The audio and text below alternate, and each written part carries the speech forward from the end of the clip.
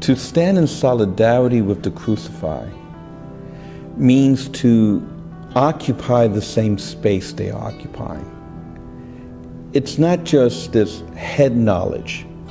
It's not just this idea that, oh, I understand their pain, this is horrible. It means literally to be in the same space.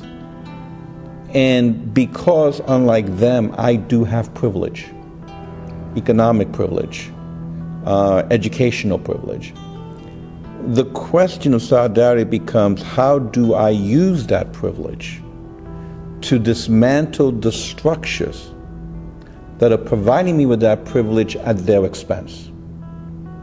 So to stand in solidarity is, how do I dismantle these oppressive structures that is causing their crucifixion?